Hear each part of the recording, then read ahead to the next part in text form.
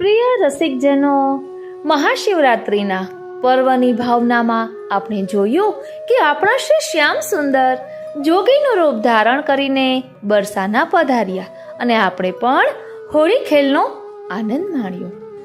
મહાશિવરાત્રિની ભાવનામાં આપણે જોયું હતું કે આજની સેવાના મુખ્ય અધિકારીણી શ્રી રત્નપ્રભાજી અને શ્રી મન્મથ મોદાજી છે. એ ભૂતલ પર કયા સ્વરૂપે પધાર્યા? તો પ્રભુદાસ જલોટા અને માધવદાસ વેણીદાસના સ્વરૂપે પ્રકટ્યા છે. તો એમના સ્વરૂપ દ્વારા આપણે વૈષ્ણવના સ્વરૂપને સમજવાનો રંજક પ્રયાસ કરીશું. જ્યાં સુધી જીવને પ્રભુમાં સ્નેહ નથી થયો ને ત્યાં સુધી બધું નકામું છે. જ્યાં સુધી જીવને સંસાર આસક્તિ છે, રાગ છે, ત્યાં સુધી પ્રભુમાં અનુરાગ થવો ખૂબ જ કઠિન છે. સ્વરૂપ જ્ઞાન પુષ્ટિ જીવ માટે જરૂરી છે. સેવા દ્વારા શું પ્રાપ્ત કરવાનું છે? જીવે પોતાના લીલા મધ્યપાતી આધિદૈવિક દેહ સ્વરૂપને પ્રાપ્ત કરવાનું છે. એ અવાંતર ફળ છે. એની પ્રાપ્તિથી જ સ્વયં જીવ ગોલોકધામમાં જઈ ફલરૂપ પુષ્ટિ પ્રભુની સેવા યોગ્ય થાય છે. તે મુખ્ય ફળ છે. શ્રી હરિરાય ચરણ આજ્ઞા કરે છે કે સર્વદોષ અને ચિંતાથી રહિત જે ભગવદીય છે તેની સાથે મળીને શ્રી ગોકુલાધીશ પ્રભુ સદા નિશ્ચય સ્મરણ કરવા યોગ્ય છે. જે અહર્નિશ ભગવત સેવા સ્મરણ ગુણગાન ધ્યાન કરે તેનો ભગવાન નિરોધ કરે છે. એટલે આપણે પણ બે વાર્તાઓનું ભાવદર્શન કરવાના છીએ, કારણ કે આજની સેવાના જે અધિકારી છે એમના સ્વરૂપને સમજવા આપણે વાર્તાનો આધાર લઈશું. જેવી રીતે કહ્યું કે ગોલોકધામમાં એમની જે સેવા છે એ અહીં પ્રકટ થાય છે. એટલે જેવું નામ છે, જેમ કે નામ છે મન્મથ મોદા, તો એમાં જે સ્વરૂપ પ્રકટ થાય છે એમની વાર્તામાં પણ સ્વરૂપ પ્રકટ થતું હોય છે. તેવી જ રીતે શ્રી રત્નપ્રભા સખી, તો રત્નપ્રભાનો ભાવ પણ એમની વાર્તામાં પ્રકટ થશે. આ બંને વાર્તાઓનું ભાવ દર્શન કરી આપણે આપણા આત્મા પર ધારણ કરીશું. બોલો શ્રી વલ્લભાધીશ કી જય. વાલા વૈષ્ણવો, જય શ્રી કૃષ્ણ. હું માના તુરી આપ સર્વે વૈષ્ણવોનું આજના આ અલૌકિક સત્સંગમાં હાર્દિક સ્વાગત કરું છું. વાલા વૈષ્ણવો, આ શ્રી પ્રભુદાસ જલોટા ક્ષત્રિય લીલામાં શ્રી લલિતાજીની સખી છે. એમનું નામ મન્મથ મોદા છે. કામલીલાની સામગ્રી બધી સિદ્ધ કરે છે. વળી વિરહ લીલાની વાતોમાં લલિતાજી સાથે વાતો કરીને મગ્ન રહે છે. તેથી એમનું નામ મન્મથ મોદા છે. ધ્યાન આપજો, વિરહ લીલાની વાતોમાં લલિતાજી સાથે વાતો કરી મગ્ન રહે છે. એટલે એમનું ચિત્ત પ્રભુની વિરહ લીલાના વાતોમાં પરોવાયેલું છે. માટે એમનું નામ મન્મથ મોદા છે. એટલે લીલામાં એ મન્મથ મોદા સખી છે, જે ભૂતલ પર શ્રી પ્રભુદાસ જલોટા સ્વરૂપે પ્રગટ્યા છે. તે સિંહનંદમાં એક ક્ષત્રિયને ઘેર જન્મ્યા. 13 વર્ષના થયા ત્યારે એમનું લગ્ન થયું. સ્ત્રી મહાકુપાત્ર આવી, બધાને ગાળો આપે. જે વસ્તુ મળે તે ચોરીને મા બાપને આપી આવે. આમ કરતા પ્રભુદાસના મા બાપે દેહ છોડ્યા. વળી બધા સંબંધીઓ કોઈને સ્ત્રીના દુઃખે ઘરમાં ન આવે. વળી બધા સંબંધીઓ કોઈ એ સ્ત્રીના દુઃખે ઘરમાં ન આવે. એક દિવસ એ સ્ત્રીએ પ્રભુદાસને કહ્યું કે ક્યાંથી દ્રવ્ય લાવ. પ્રભુદાસે કહ્યું કે દ્રવ્ય ક્યાં છે, મળશે તો લાવીશ. ત્યારે સ્ત્રીએ પ્રભુદાસને માર્યા. પ્રભુદાસને રીસ ચડી, તેથી સ્ત્રીને મારી. ત્યારે સ્ત્રી ચૂડી ફોડી માથું મુંડાવી ગામના હાકીમને કહી આવી કે હું આ પ્રભુદાસની સ્ત્રી નથી. એ ઘરમાં આવશે તો હું એના પર મરીશ. ત્યારે પ્રભુદાસ પણ આવ્યા અને કહ્યું કે હું ઘર છોડીને જાઉં છું. મારે તારે બે દાવો, એટલે કે હવે મારે તારે કોઈ લેવા દેવા નથી. આ પ્રકારે બે દાવો એટલે કે છૂટાછેડા કરી ગામમાંથી નીકળી ગયા. તે રાજનગર સિકંદરપુરમાં આવ્યા. ત્યાં રામદાસ ક્ષત્રિય એમની જ્ઞાતિના હતા, ત્યાં ઉતર્યા. એ રામદાસને મર્યાદા માર્ગીય વૈષ્ણવનો સંગ થયો હતો. ત્યાં પ્રભુદાસ કેટલાક દિવસ રહ્યા. શ્રી આચાર્યજી રાજનગર સિકંદરપુરની પાસે બગીચી હતી ત્યાં ઉતર્યા હતા. એ બગીચીમાં પ્રભુદાસ આવ્યા. શ્રી આચાર્યજીના દર્શન કરી મનમાં કહ્યું કે એમનો સેવક થાઉં. શ્રી આચાર્યજીને વિનંતી કરી કે મહારાજ કૃપા કરીને મને સેવક કરો. શ્રી આચાર્યજીએ કહ્યું, તને મર્યાદા માર્ગીય રામદાસનો સંગ છે, તેથી અમારો સેવક ન થા. ત્યારે પ્રભુદાસે કહ્યું કે મહારાજ આપ કહો તો એ રામદાસને પણ આપનો સેવક કરાવું, પછી મને સેવક કરશો. મારા કહ્યાની રામદાસ ના નહીં કહે. શ્રી આચાર્યજીએ કહ્યું કે સેવક કરવાથી શું મળે, એનો અંગીકાર મર્યાદામાં જ છે, પણ જા રામદાસને લઈ આવ, બંનેને સાથે જ સેવક કરીશું. પછી પ્રભુદાસે રામદાસ પાસે આવીને કહ્યું કે શ્રી વલ્લભાચાર્યજી સાક્ષાત પુરુષોત્તમ છે, તે પધાર્યા છે, ગામ બહાર બગીચામાં છે, તેથી અમે તમે બેઉ જણ સેવક થઈએ, તો મળીને સેવા કરીએ. ત્યારે રામદાસે કહ્યું કે મારે તો એક વૈરાગી ગુરુ છે, એની કંઠી બાંધી છે, તેથી હવે બીજા ગુરુ કેમ કરું?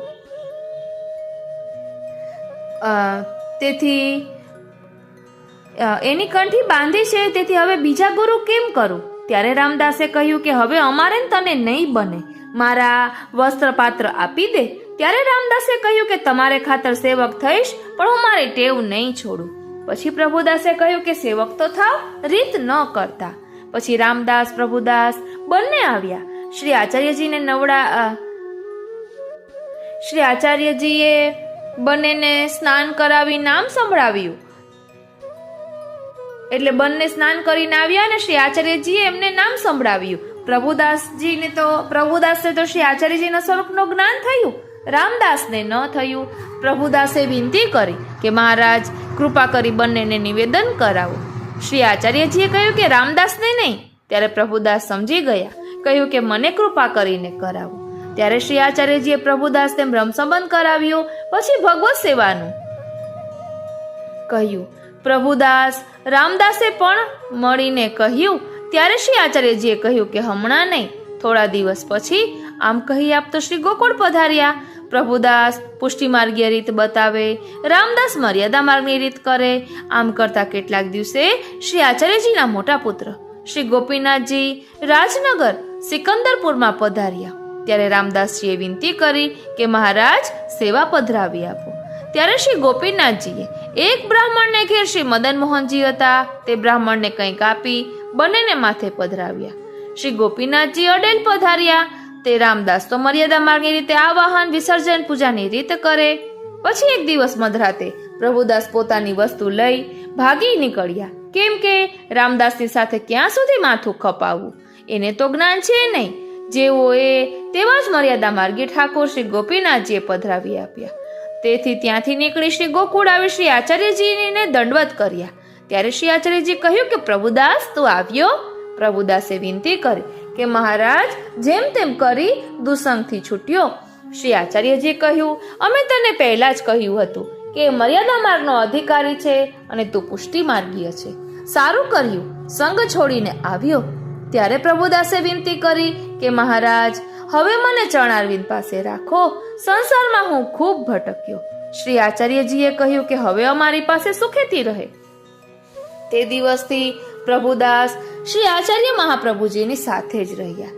એટલે અહીં આપણે સમજવાનું છે કે ઘણાને આપણે પુષ્ટિમાર્ગનો પ્રકાર સમજાવીએ અને કહીએ કે પુષ્ટિમાર્ગ સર્વોપરી છે, દ્રઢાશ્રય કરવો જોઈએ, પણ સામેવાળી વ્યક્તિ ન સમજે, ન માને, તો પછી આપણે સમજી જવું જોઈએ અને આપણે એક પ્રકારની દૂરી બનાવી લેવી જોઈએ. કારણ કે અહીં આપણને વાર્તા પ્રસંગ એ સમજાવે છે કે જે માર્ગના અધિકારી હોય છે એ પ્રકારનું જ્ઞાન થાય છે. ઘરમાં પણ ઘણા સભ્યો હોય તો બધા પુષ્ટિમાર્ગીય જ હોય એવું પણ જરૂરી હોતું નથી. હવે વાર્તા પ્રસંગ એક દિવસે શ્રી આચાર્યજી મહાપ્રભુજી મથુરા પધાર્યા. વિશ્રામ ઘાટ પાસે આવી બેઠક છે ત્યાં સંધ્યા વંદન કરતા પાસે 4 વૈષ્ણવ ઊભા હતા.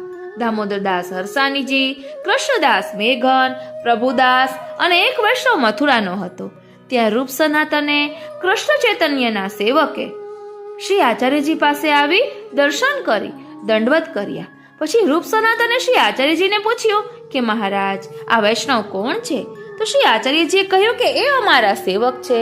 તો રૂપ સનાતન કહે છે કે મહારાજ, આપનો માર્ગ તો પુષ્ટિ છે અને આ બધા તો દુબળા પાતળા કેમ છે? ત્યારે શ્રી આચાર્યજીએ કહ્યું કે અમે તો એમને ટોક્યા કે આ માર્ગમાં ન પડો, પરંતુ મારું કહ્યું એમને માન્યું નહીં ને તેનું ફળ ભોગવે છે. આમ ગૂઢ રીતે શ્રી આચાર્યજીએ કહ્યું, પણ રૂપ સનાતન કશું સમજ્યા નહીં. પછી રૂપ સનાતન આજ્ઞા માંગી શ્રી જગન્નાથજીના દર્શને ગયા. ત્યારે કૃષ્ણ ચૈતન્યએ પૂછ્યું કે તમે ક્યાંથી આવ્યા?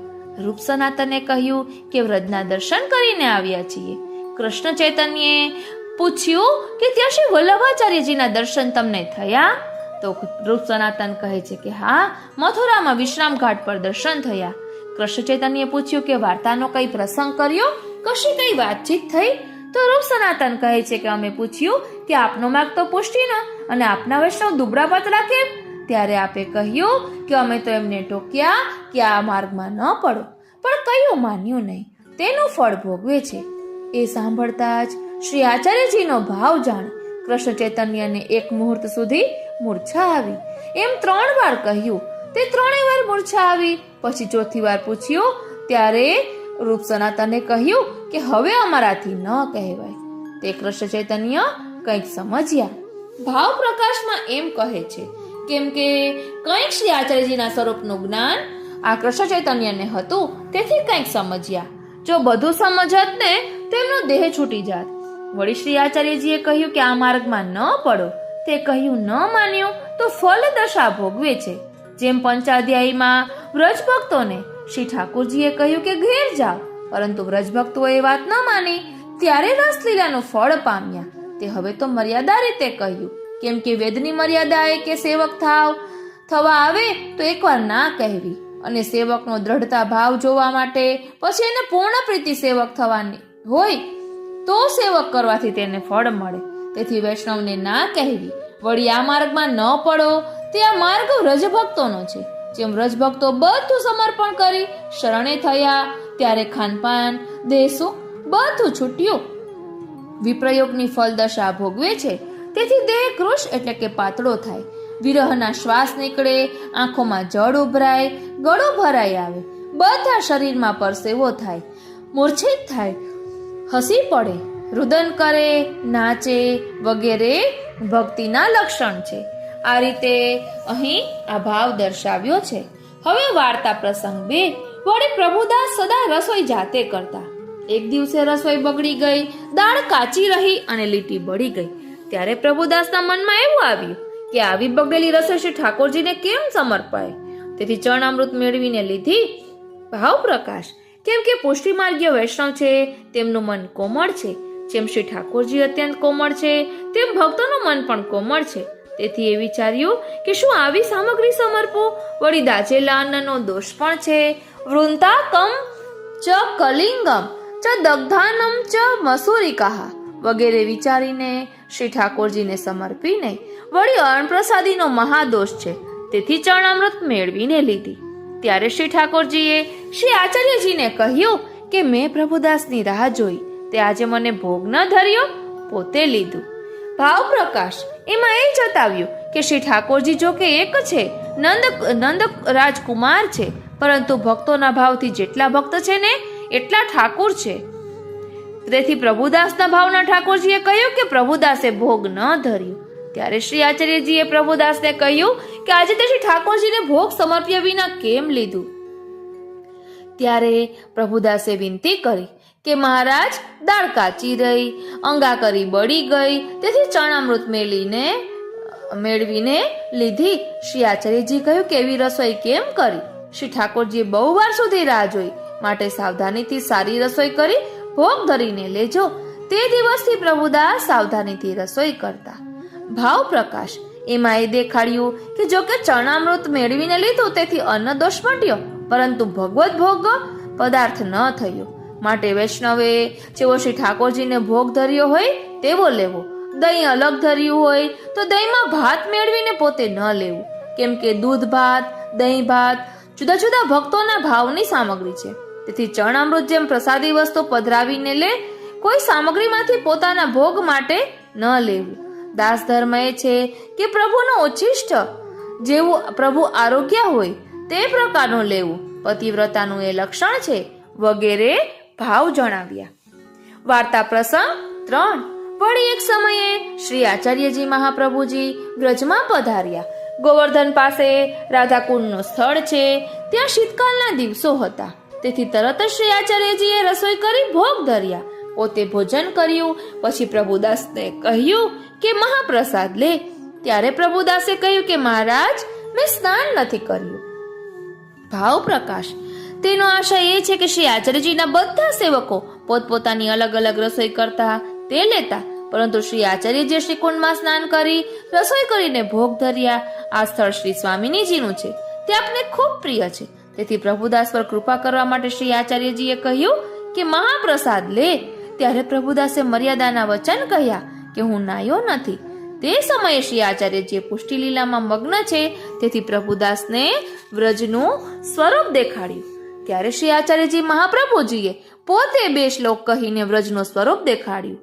વૃક્ષે વૃક્ષે વેણુધારી પત્રે પત્રે ચતુર્ભુજ યત્ર વૃંદાવને તત્ર લક્ષ્ય કથા કુતઃ જલાદપી રજઃ પુણ્યમ રજસોપી જલમ વરમ યત્ર વૃંદાવનમ તત્ર સ્નાત્વા કથા કુતઃ. આમ કહ્યું. વળી કૃપા કરીને તે પ્રભુદાસને વ્રજનું અલૌકિક સ્વરૂપ જોયું. ભાવ પ્રકાશ.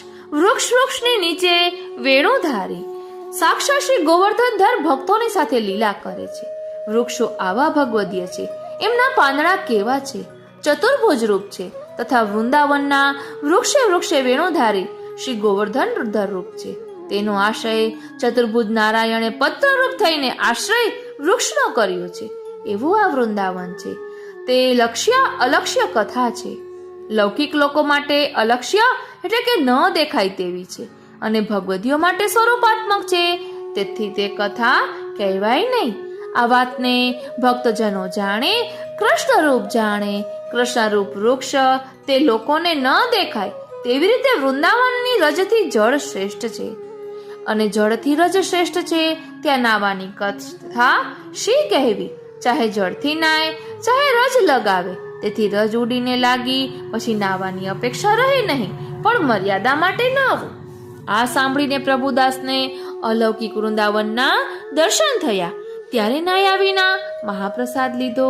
શ્રી આચાર્યજીની આજ્ઞાથી આ પ્રકારે પ્રભુદાસ આગળ શ્રી વૃંદાવનના અલૌકિક સ્વરૂપનું શ્રી આચાર્યજીએ વર્ણન કર્યું, જ્યાં વેદ મર્યાદાની ગમ્ય એટલે કે ગતિ નથી.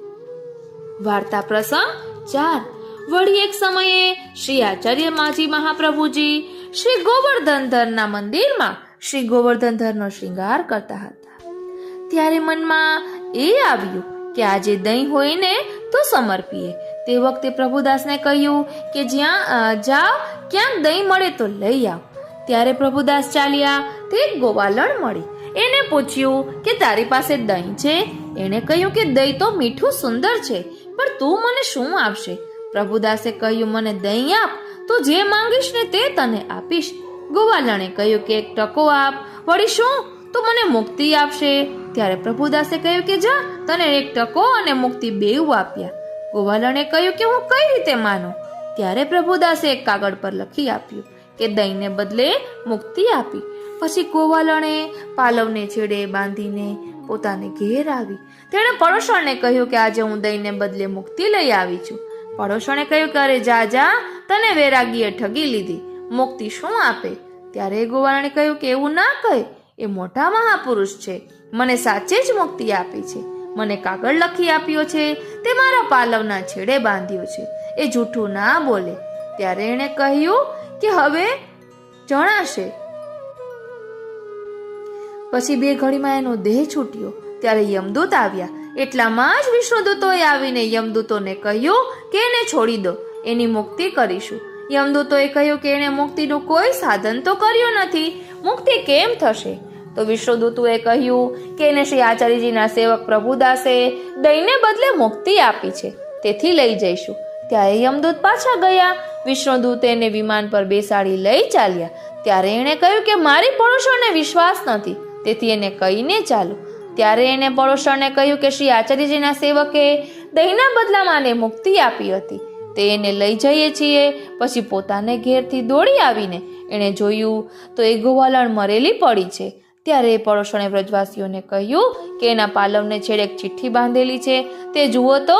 ત્યારે તેના પાલવના છેડે બાંધેલી ચિઠ્ઠી જોઈ તો દહીંના બદલામાં મુક્તિ લખી છે. ત્યારે તેને વિશ્વાસ બેઠો. પછી એ પણ ચાલી કે હું પણ આ મહાપુરુષ પાસે જઈને મુક્તિ લઉં. પછી તે શ્રી આચાર્યજીની સેવકની થઈ કૃતાર્થ બની. વળી અહીં શ્રી આચાર્યજીએ દહીં ભોગ ધર્યો. ત્યારે શ્રીજી બાવાએ કહ્યું કે દહીં ખૂબ જ મીઠું છે હો શ્રીનાથજી. પછી મંદિરમાંથી પધાર્યા ત્યારે શ્રી આચાર્યજીએ કહ્યું કે પ્રભુદાસ, દહીં તો બહુ મીઠું લાવ્યો હો, શું આપ્યું? પ્રભુદાસે કહ્યું, મહારાજ, બહુ મોંઘું આવ્યું છે હો, દહીંના બદલામાં મુક્તિ આપી છે. શ્રી આચાર્યજી કહ્યું કે ભક્તિ કેમ ન આપી? શ્રી ઠાકોરજી પ્રીતિથી આરોગ્ય છે, તુચ્છ મુક્તિ શું આપી? પ્રભુદાસે કહ્યું કે મહારાજ, એણે મુક્તિ માંગી એટલે મુક્તિ આપી.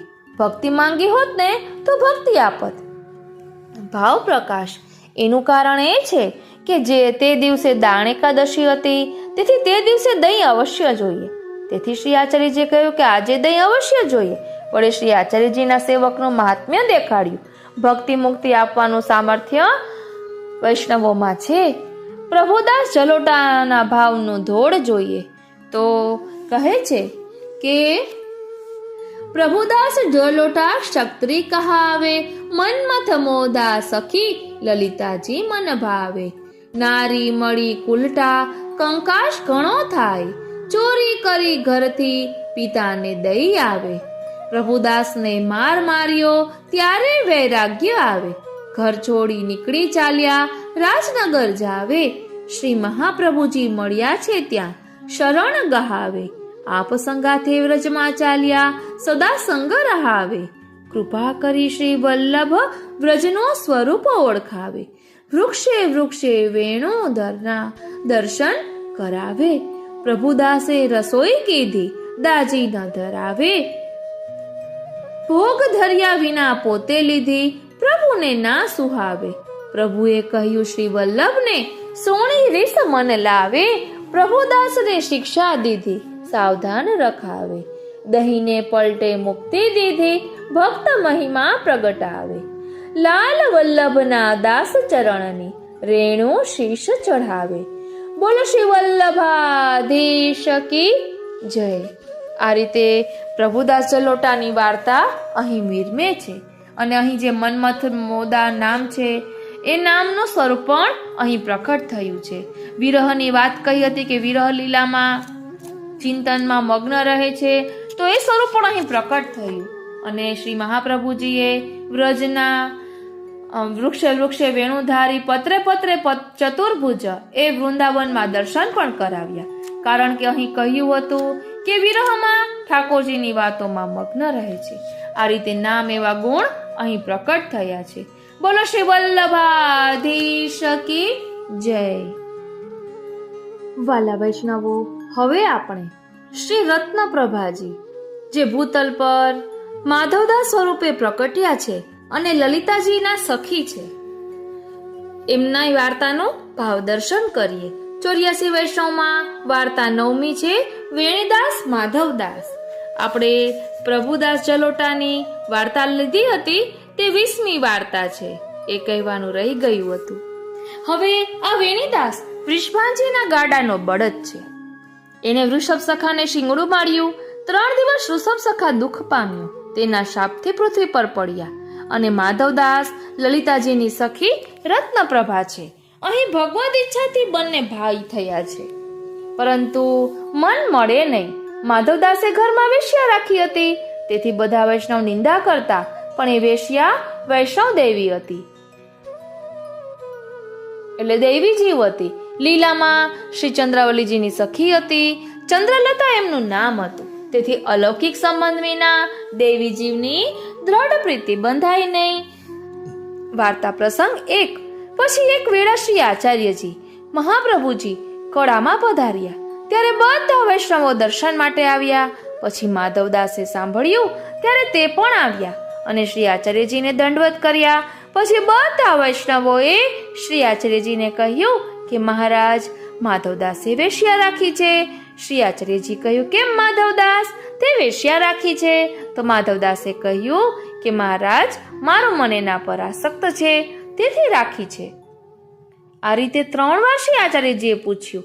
3 વાર માધવદાસે કહ્યું કે મહારાજ, મારું મન એના પર આસક્ત છે, તેથી રાખી છે. ત્યારે શ્રી આચાર્યજી ચૂપ થઈ રહ્યા. ભાવ પ્રકાશ. આનો અભિપ્રાય એ છે કે પહેલા વૈષ્ણવો નિંદા કરતા, તે પણ માધવદાસને વેશ્યાનો સંગ છૂટે ને એ માટે, કે નિંદાથી લાજ પામી છોડશે તેથી કરતા. પોતાનો ભાઈ જાણીને ઈર્ષા દ્વેષભાવ ન હતો. દ્વેષ હોય તો બધાને બાધક થાય. પણ શ્રી આચાર્યજીને વૈષ્ણવોએ કહ્યું તે પણ માધવદાસને માટે, કે શ્રી આચાર્યજીની કહેવાથી છૂટે તો સારું. લૌકિકમાં વૈષ્ણવોની નિંદા થાય છે, તે છૂટે બંધ થાય. શ્રી આચાર્યજી તો બધો લીલાનો પ્રકાર જાણે છે, તેથી કહ્યું કે કેમ રે માધવદાસ, તું વેશ્યા રાખે છે? એમ કહ્યું. એવું કહે કે વેશ્યાનો સંગ છોડી દે, તને બાધક છે, તો માધવદાસ છોડી દે. પોતે વખાણ કર્યા કે કેમ રે માધવદાસ, વેશ્યા જેવી હીનને અંગીકાર કરી રાખી છે. સંસારમાં વહી જતી હતી અને લૌકિકથી પણ તે ડર ન કર્યો. ત્યારે માધવદાસે કહ્યું કે મન એના પર આસક્ત થઈ ગયું છે, આને કશું ઠેકાણું છે નહીં, તેથી સંસારની લાજ શરમ, વૈષ્ણવની પણ કાની એટલે કે મર્યાદા છોડીને રાખી છે. તે મેં નથી રાખી, મનને પ્રેરનારા આપ છો. આપે જ એના પર મને આસક્ત કર્યો છે, તે આપે જ મારી પાસે રાખી છે. આમ 3 વાર કહ્યું. તેથી કે સાચો પ્રેમ હશે તો એક દ્રઢ વચન સાચા નીકળશે. તે સાચું 3 વાર માધવદાસે કહ્યું. ત્યારે પોતે પ્રસન્ન થયા કે આવા ટેકના વૈષ્ણવ દુર્લભ છે. ત્યારે સઘળા વૈષ્ણવોએ શ્રી આચાર્યજી મહાપ્રભુજીને કહ્યું, મહારાજ, હમણાં સુધી તો આપની કાની હતી, હવે આપને પણ કહી છૂટ્યો. આપ એને કંઈ ન કહ્યું? ભાવ પ્રકાશ. આમ કહ્યું તેથી કે વૈષ્ણવને તો મોટી ચિંતા થઈ કે આપની પાસે કહી દીધું એટલે કે કબૂલી લીધું, હવે એનું કલ્યાણ કઈ રીતે થશે? ચિંતાથી ફરી વૈષ્ણવોએ કહ્યું કે આપે એને કશું ના કહ્યું, તે કહો એમ જતાવ્યું. ત્યારે શ્રી આચાર્યજીએ વૈષ્ણવનું સમાધાન કર્યું કે તમે ચિંતા ન કરો, એનું મન એના પર આસક્ત છે, તે શ્રી ઠાકોરજીને ફેરવતા કેટલી વાર લાગશે. વળી ગદાધરદાસે એને આશીર્વાદ આપ્યા છે કે હરિભક્તિ દ્રઢ થશે, એ જ આ માધવદાસ છે. ભાવ પ્રકાશ. આમ કહી એ જતાવ્યું કે એની ચિંતા તમે ન કરો, એ સંસારમાં પડવા વાળો નથી, વેશ્યા વગેરે બીજાને પણ સંસારમાંથી કાઢનારો છે. ગદાધરદાસે દ્રઢ ભક્તિ આપી તે મેં જ આપી છે. હવે જો હું આગ્રહ કરીને છોડાવું તો ગદાધરદાસ ભગવદીયની કૃપા થઈ કેમ જણાય? તેથી ગદાધરદાસે હરિભક્તિ આપી તે દ્રઢ થશે, તમે એની ચિંતા ન કરો. પછી બધા વૈષ્ણવો પ્રસન્ન થઈને ચૂપ થઈ રહ્યા. તે પછી માધવદાસનું મન ફર્યું, તેથી વેશ્યાને દૂર કરી વૈષ્ણવની રીત મર્યાદામાં ચાલવા લાગ્યા. ભલા વૈષ્ણવ થયા. ભાવ પ્રકાશ. અહીં એ દેખાડ્યું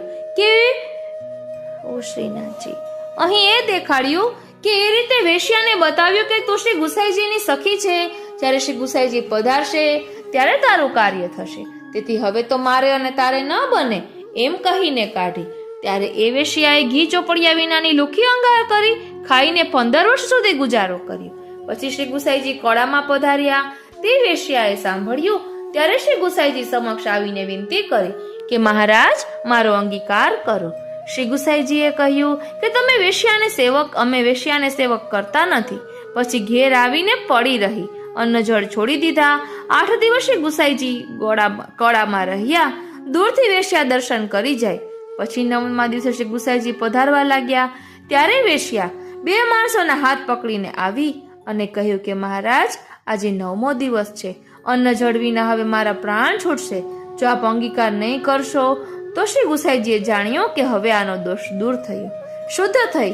ત્યારે વેશ્યાને નામ સુણાવ્યું. પછી એણે બ્રહ્મ સંબંધની વિનંતી કરી.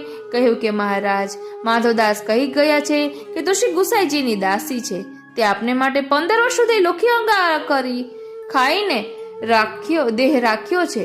હવે 9મા દિવસથી જળ પણ છોડી દીધું છે. બીજી જે મને આજ્ઞા કરો તે હું કરું. હું તો દુષ્ટ છું, પરંતુ માધવદાસના સંબંધથી મને શ્રી આચાર્યજી મહાપ્રભુજીના દર્શન પણ થયા અને આપના પણ થયા. તેથી મને બ્રહ્મ સંબંધ કરાવી મારે માથે ભગવત સેવા પધરાવો તો મારા પ્રાણ રહેશે. પછી શ્રી ગુસાઈજીએ શુદ્ધ ભાવ જોઈ પ્રસબંધ કરાવ્યું. લાલજી પધરાવી આપ્યા. વૈષ્ણવોને કહ્યું કે આને બધી રીતભાત બતાવી દેજો, તે રીતે તે સેવા કરે. આમ કરતા વેશ્યાને અટકાવ આવ્યો. વૈષ્ણવ તો એને બરજે મના કરે કે 4 દિવસ સુધી જળ વગેરે કોઈ વસ્તુને અડકશો નહીં, પણ એને પ્રેમ ખૂબ, તેથી રહેવાય નહીં. અટકાવમાં સેવા કરે, પછી 5મા દિવસે અપરસ કાઢે. શ્રી ઠાકોરજીને પંચામૃત સ્નાન કરાવે, તેથી વૈષ્ણવો એની સાથે વ્યવહાર તોડી દીધો. પછી કેટલાક દિવસે શ્રી ગુસાઈજી કડા પધાર્યા, ત્યારે બધાએ શ્રી ગુસાઈજીને કહ્યું કે મહારાજ, આ વેશ્યા અટકાવમાં પણ ખૂબ મના કરવા છતાં માનતી નથી, સેવા કરે છે. આ સાંભળી શ્રી ગુસાઈજીએ વેશ્યાને પાસે બોલાવીને કહ્યું કે અટકાવમાં લોટીજી જારીજી કેમ ભરે છે? ત્યારે વેશ્યાએ કહ્યું કે મહારાજ, મારા જેટલા રૂમ છે એટલા ધણી લૌકિકમાં કર્યા, બધા આપની કૃપાથી છૂટ્યા. હવે એક અલૌકિક ધણી આપે કરી દીધા, તેમના વિના 4 દિવસ કેમ કરીને રહેવાય? આપ તો અંતર્યામી છો, એક ક્ષણનો અંતરાય સહેવાતો નથી. વળી 5મે દિવસે અપરસ પણ કાઢી પંચામૃતથી શ્રી ઠાકોરજીને સ્નાન કરાવું છું, આ પણ મર્યાદા રાખું છું. હવે આપ સૌના અંતરની વાત જાણો છો, જે આજ્ઞા કરો તે કરું. શ્રી ગુસાઈજીએ એના પર શ્રી ઠાકોરજીને પ્રસન્ન જોઈને કહ્યું કે જેમ કરે છે તેમ કરજે. આ રીતે એનું સમાધાન કરી ઘેર મોકલી. કહ્યું કે ઝટ જા, તારે મતે શ્રી ઠાકોરજી બેસી રહ્યા છે. ત્યારે દંડવત કરીને ગઈ. પછી શ્રી ગુસાઈજીએ વૈષ્ણવને કહ્યું કે વેશ્યા કરે તે કરવા દો, એને કશું કહેશો નહીં, એની દેખાદેખી બીજા કોઈ કરશો નહીં. એના પર શ્રી ઠાકોરજી એ જ પ્રકારે પ્રસન્ન છે, તમારા પર મર્યાદાથી જ પ્રસન્ન થશે. આમે વેશ્યાને માધવદાસના સંગથી પ્રેમ થયો. વાર્તા પ્રસંગ 2. માધવદાસ વેણીદાસ સાથે મળીને રહેતા. એક દિવસ બહુ મૂલ્યની ભારે મોતીની માળા વેચાવી. એ જોઈને માધવદાસને વેણીદાસને કહ્યું કે આ માળા શ્રી નવનીત પ્રિયાજીને લાયક છે, તે લો. ત્યારે વેણીદાસે કહ્યું કે માળાની તે શી વાત, આપણે જે કઈ વસ્તુ છે તે બધી શ્રી ઠાકોરજીની જ છે. આમ કહીને વાત ટાળી દીધી. અહીં એ બતાવ્યું કે સંસારમાં આસક્ત હોય ને તે લોકોને દેખાડવા માટે બધું શ્રી ઠાકોરજીનું કહે, પણ શ્રી ઠાકોરજી માટે કઈ ખર્ચ ન કરે. ત્યારે માધવદાસે કહ્યું કે બધું શ્રી ઠાકોરજીનું તે છે, તો શ્રી ઠાકોરજી માટે માળા કેમ નથી લેતા? ત્યારે વેણીદાસે કહ્યું કે આપણાથી કેવી રીતે લેવાય? ત્યારે માધવદાસે કહ્યું કે મારું દ્રવ્ય વહેંચી આપો, હું તમારાથી અલગ રહીશ. ભાવ પ્રકાશ એમાં એ કહ્યું કે તમે બળદ છો, કેવળ ગૃહસ્થાશ્રમનો વ્યવહાર લાદો છો, હું તો અલગ રહી મનોરથ કરીશ. તે દ્રવ્ય અડધું વેચીને અલગ થયા. દ્રવ્ય થોડું હતું, તેથી માળા ન લેવાય, પણ મનમાં એ કે આવી માળા શ્રી નવનીત પ્રિયાજીને અંગીકાર થાય. પછી દ્રવ્ય લઈ દક્ષિણમાં કમાવા ગયા. વળી આ માળાનો માધવદાસે અલૌકિક અંગીકાર વિચાર્યો, તેથી લૌકિકમાં જાય નહીં, તે પ્રયાગમાં વેચવા આવી. ત્યારે પ્રયાગના વૈષ્ણવોએ ખરીદી શ્રી આચાર્યજીને આપી. શ્રી આચાર્યજીએ શ્રી નવનીત પ્રિયાજીને ધરાવી. ત્યાં માધવદાસ ખૂબ દ્રવ્ય કમાયા. તે પહેલી માળાથી પણ ઉત્તમ માળા લઈને આવ્યા. રસ્તામાં એક મોટી નદી આવી, ત્યાં નાવમાં બેઠા. બીજા પણ ઘણા લોકો બેઠા. નાવ જ્યારે મધ્યધારામાં આવીને ત્યારે શ્રી નવનીત પ્રિયાજી લાલ છડી લઈને આવ્યા. તે માત્ર માધવદાસને દર્શન આપ્યા. ત્યારે શ્રી મુખે કહ્યું કે નાવ ડૂબાવું? માધવદાસે કહ્યું કે નિજે છાતઃ કરિષ્યતિ. શ્રી નવનીત પ્રિયાજીએ કહ્યું કે તું ક્યાં ગયો હતો? તો માધવદાસ કહે કે માળા લેવા ગયો હતો. ત્યારે શ્રી નવનીત પ્રિયાજી કહે કે શું અમારે માળા નથી? જો એ જ માળા શ્રી આચાર્યજીએ ધરી છે, બીજે પણ મારે ઘણી છે. માધવદાસે કહ્યું મહારાજ, આપને તો ઘણી છે, પણ સેવકનો એ ધર્મ નથી કે બેસી રહે. ઉદ્યમ કર્યો ત્યારે નાવ ડૂબતા બચાવી. ભાવ પ્રકાશ શ્રી ઠાકોરજીએ નાવ પર આવી કહ્યું તે એથી કે તારી પાછળ મારે દક્ષિણ જવું પડ્યું, તેથી તું કેમ ગયો? મારે શું માળા નથી? તેથી નાવ ડૂબાવણું તો શું કરે? તો મનોરથ તારો ધરેલો પડ્યો રહે, એટલે તારો ધારેલો મનોરથ એમનેમ રહી જાય. ત્યારે માધવદાસે કહ્યું કે નિજે જ છાતઃ કરિષ્યતિ, એટલે કે નિજાનામ સેવકાનામ તસ્યામ ઈચ્છાતઃ કરિષ્યતિ, એટલે ભક્તોની ઈચ્છા હોય તે જ આપ સદા કરનારા છો. આપ ભક્તાધીન છો, ભક્ત મનોરથ પૂરકાય નમઃ છો, એ આપનું નામ છે. તેથી માળાનો અંગીકાર શ્રી આચાર્યજી મહાપ્રભુજી દ્વારા થાય. તે પછી શરીર રૂપી નાવ ડૂબે તેની મને કશી ચિંતા નથી. જ્યારે તમારી ઈચ્છામાં આવે ત્યારે ડૂબાડજો. વળી તમારે માળા ઘણી છે, એમાં મારો શો ઉદ્યમ? તમારો મનોરથ કંઈ બની આવે તો ઉદ્યમ સફળ છે, નહીં તો ગૃહસ્થાશ્રમમાં નાહક ડટાઈ મરવાનું છે. તેથી સેવકનો ધર્મ એ કે તમારા અંગીકારનો મનોરથ કરતો રહે. ત્યારે શ્રી ઠાકોરજીએ નાવ ડૂબાડી રાખી, ડૂબવાથી બચાવી લીધી. નહીં તો જેમ શ્રી ઠાકોરજીએ નાવ ડૂબાડવાની વાત કહી તે માધવદાસ પણ ભગવદ ઈચ્છા કહેત ભક્તની આજ્ઞા હોય તો જ ડૂબે, પરંતુ નિજેચ્છાતઃ કરિષ્યતિ કહ્યું. નિજ જે ભક્ત એમની ઈચ્છા માળા અંગીકાર કરાવવાની છે આમ કહ્યું. અને આ માળા એ રત્નોની માળા છે અને એમનું નામ છે લીલામાં રત્નપ્રભા, એટલે નામ એવા ગુણ પ્રગટ કર્યા. વળી માધવદાસને તો નાવ ડૂબાવવાની ચિંતા નથી, પરંતુ બીજા પણ નાવમાં બેઠા છે તે ભક્તના સંગથી બચવા જોઈએ. એમને માધવદાસ કઈ રીતે ડૂબવા દે? તેથી ભગવદીયની વાણી ગૂઢ છે. ભગવાન સમજે કે કૃપા હોય એમને તે સમજાય. વળી નાવ હાલી હતી ત્યારે બધાના મોં સુકાઈ ગયા હતા. નાવિકે કહ્યું કે હવે અમારે હાથ કાંઈ નથી. તે સમયે માધવદાસનું મન હતું તેથી નાવ ડૂબવાથી રહી. ત્યારે બધાએ કહ્યું કે આ મહાપુરુષ બેઠા છે ને તેથી નાવ બચી, નહીં તો બધા ડૂબી જાત. પછી પાર ઉતર્યા. કેટલાક દિવસે શ્રી આચાર્યજી મહાપ્રભુજીની પાસે માધવદાસ આવ્યા. વાલા વૈષ્ણવો, ત્યારે માધવદાસને શ્રી આચાર્યજી મહાપ્રભુજીએ કહ્યું કે નાવ ડૂબતા કેમ બચી? તો માધવદાસે બધા સમાચાર શ્રી આચાર્યજીને કહ્યા. ત્યારે શ્રી આચાર્યજીએ બધા વૈષ્ણવોને કહ્યું કે જુઓ, આ એ જ માધવદાસ છે. કેવો ટેકનો વૈષ્ણવ થયો. તે દિવસથી માળાનું નામ માધવદાસ કહ્યું. આ બધા આજે કહે છે. ભાવ પ્રકાશ આ કહી એમ જતાવ્યું કે જેમ લીલામાં એમનું નામ રત્નપ્રભા છે, તેવું જ રત્ન જેવો પ્રકાશ માધવદાસજીની વાર્તાનો છે. માધવદાસ આવા ભગવદીય છે. ઓ શ્રીનાથજી, આ વાર્તામાં ભગવદીયના આશીર્વાદનો ઉત્કર્ષ પ્રકટ કર્યો. આ માધવદાસ શ્રી આચાર્યજી મહાપ્રભુજીના આવા કૃપાપાત્ર ભગવદીય છે. તેથી એમની વાર્તાનો કોઈ પાર નથી, તે ક્યાં સુધી કહેવી.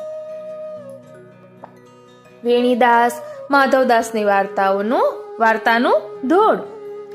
માધવદાસ મહાવૈષ્ણવ રે, કળાના નિવાસી રે, સખી રત્નપ્રભા જેમનું નામ રે, રૂપ રસ રાશિ રે, રત્નમાળા ધરવાની અભિલાષ રે, ધન નહીં પાસ રે, મનોરથ કરી ગયા પરદેશ રે, કમાવાની આશે રે, ધન કમાઈને લીધી માળા રે, ચાલ્યા ઘર વાટે રે, બેઠા નાવમાં પ્રભુ ત્યાં પધાર્યા રે, છડી લઈ હાથે રે, દવ ડુબાડી તારી નાવ રે, બોલ્યા હરિવાણી રે, કરો નિજ ઈચ્છા પ્રભુ આપ રે, સારંગ પાણી રે, માળા આપી વલ્લભ પ્રભુ હસ્ત રે, દિનતા દાખી રે, કર્યો મનોરથ આપે સિદ્ધ રે, પ્રસન્ન થયા ઝાંખી રે, જેના સંગથી વૈષ્ણવ થાય રે, વેશ્યા વિલાસી રે, શરણ ગયું જય વિઠ્ઠલેશ પાસ રે, ભક્ત થઈ ખાસી રે,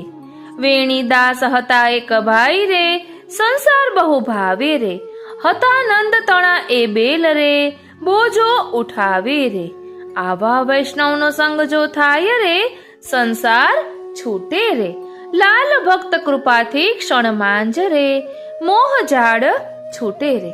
આ રીતે આ વાર્તા અહીં વિરમે છે. વાલા વૈષ્ણવો, આ રીતે આજના સત્સંગમાં આપણે જોયું કે રત્નપ્રભાજી એમના સ્વરૂપને કઈ રીતે પ્રકટ કર્યું અને મન્મથ મોદાજીએ એમના સ્વરૂપને વાર્તામાં કઈ રીતે પ્રકટ કર્યું. આ રીતે જેવા નામ એવા ગુણ પ્રકટ થાય છે. વાસુદેવદાસ છકડા કહીએ છીએ તો એમાં પણ 6 ગુણ પ્રકટ થાય છે. એ વાર્તા વાંચીએ ત્યારે આપણને ખ્યાલ આવે છે. માટે વાર્તા ખૂબ જ શાંતિથી એક ચિત્તે મન પરોવીને તેના ભાવ સમજીને વાંચવી. એક વખત વાંચીએ અને ન સમજાય તો ફરી પાછું વાંચવું, કે જેના કારણે તેમાં રહેલા ભાવને આપણે સમજી શકીએ.